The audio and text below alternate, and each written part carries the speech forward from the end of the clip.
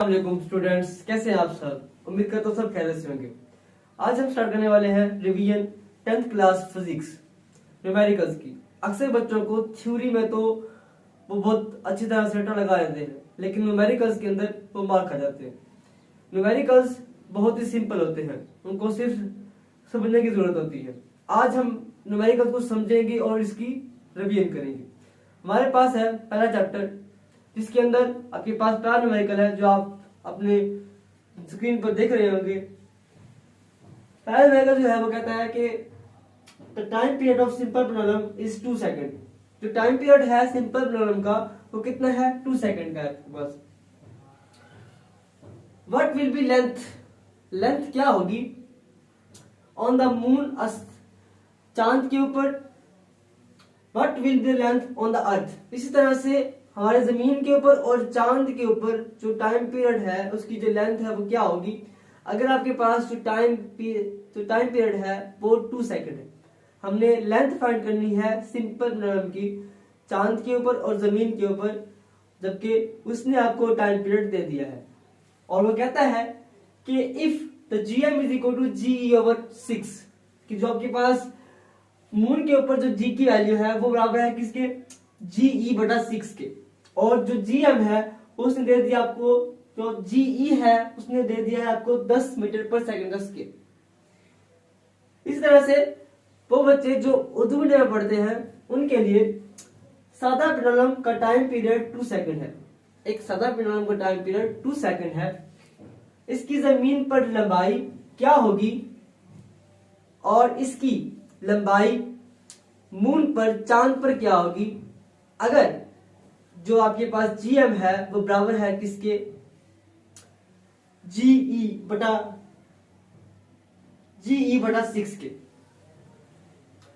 तो आप लोगों ने अपने पहले चैप्टर के अंदर ही पढ़ा था सिंपल प्रोनोलम के अंदर टाइम पीरियड का फार्मूला, कि टाइम पीरियड किसके बराबर होता है, T is equal to 2πL/G।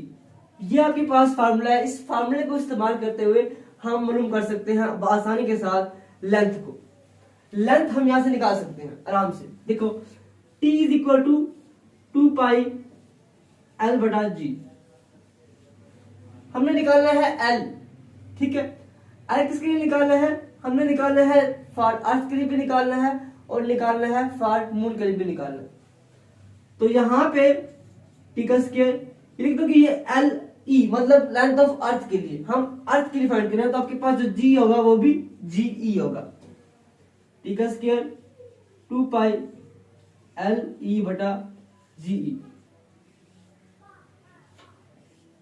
अगर हम दोनों साइड के ऊपर ये ले ले, ये आपके पास स्केल ले ले, तो हम यहां से LE को निकाल सकते हैं।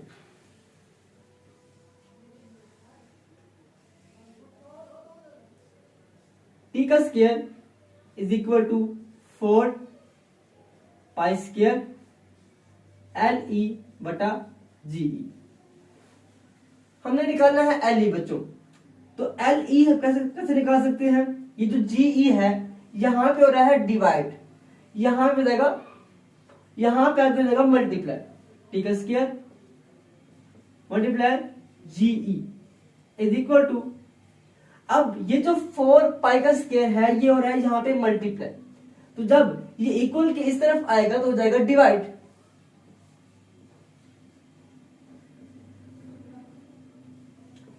यहां पे आपके पास बच गया सिर्फ LE। सिंपल आपने इसके अंदर वैल्यूज पुट करनी है। आपके पास जो T था, T है 2 सेकंड और जो GE है वो है 10 मीटर पर सेकंड का स्क्वायर। T क्या है आपके पास, 2 सेकंड है, 2 सेकंड का स्क्वायर 10 मीटर पर सेकंड का स्क्वायर बटा 4 into 3.14 square is equal to LE।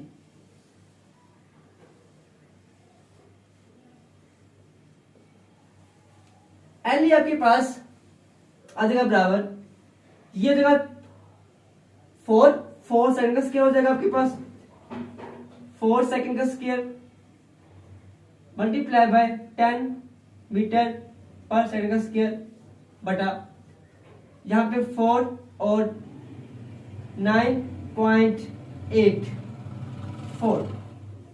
जब आप 3.14 का स्क्वायर लेंगे तो आपके पास ये जो वैल्यू बनेगी ये बनेगी 9.84। अब आप यहाँ पे 4 को 4 से क्रॉस कर सकते हो। LE जो होगा आपके पास वो बच जाएगा आपके पास, यहाँ पे ये है सेकंड का स्क्वायर, तो यहाँ पे भी आपके पास क्या है पड़ा, यहाँ पर आपके पास जो सेकंड का स्क्वायर है यहाँ पे सेकंड का स्क्वायर ये खत्म हो जाएगा आपस में, सिर्फ मीटर बचेगा, मतलब कि 10 और 9.84 और मीटर। जब हम इसको डिवाइड करेंगे तो आपके पास जो आंसर आएगा वो आएगा तकरीबन LE is equal to 1.9 metre. तो ये आपके पास जो होगा वो होगा तकरीबन 2 मीटर के बराबर होगा।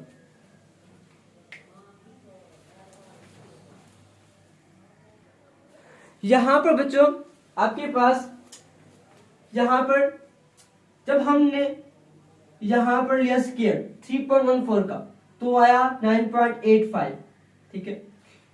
फिर उसके बाद जब हमने इसको डिवाइड किया तो आपके पास आंसर बनेगा वो बनेगा 1.02 मीटर, ठीक है। तो ये आपने फाइंड कर लिया है, किसकी लेंथ ऑफ अर्थ हमने फाइंड कर लिया है। अब हम फाइंड करेंगे लेंथ ऑफ मून।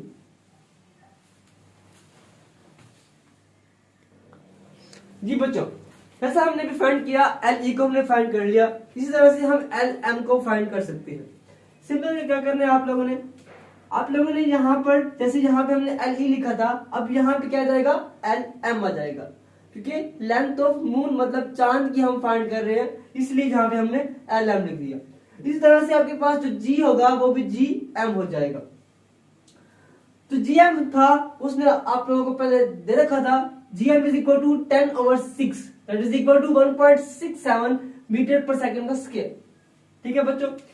अब यहां पे जब हमने इसका स्क्वायर लिया तो क्या बनेगा आपके पास, ये आपके पास कुछ बनेगा इस तरह से, ठीक है। Square is equal to 4 pi square LM बटा GM। अब हमने यहां पे फाइंड करना है LM को, वही तरीका, ठीक है। स्क्वायर मल्टीप्लाई GM बटा 4 pi square is equal to LM। यहां पे हमने सिर्फ वैल्यूज पुट करनी है।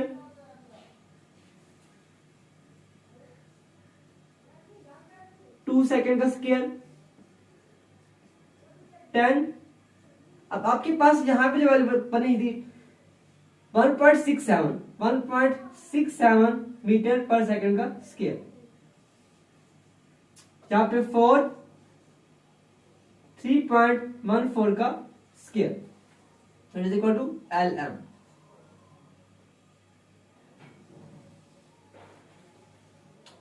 यहां पे आपके पास जो LM होगा 2 मतलब 4 सेकंड का स्क्वायर और 1.67 मीटर पर सेकंड का स्क्वायर।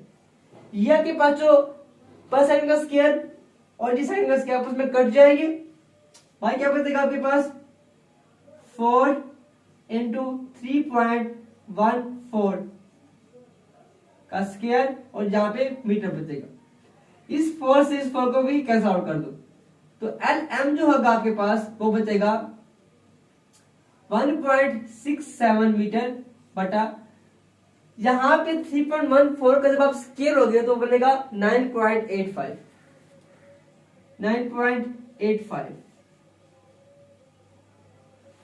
जब आप इसको डिवाइड करेंगे तो आपके पास 0.17 मीटर इसका आंसर बनेगा मीटर। तो ये हमने LMD फाइंड कर लिया। ये था आपका पहला न्यूमेरिकल। उम्मीद करता हूं कि आपको इस चीज की समझ आ गई होगी।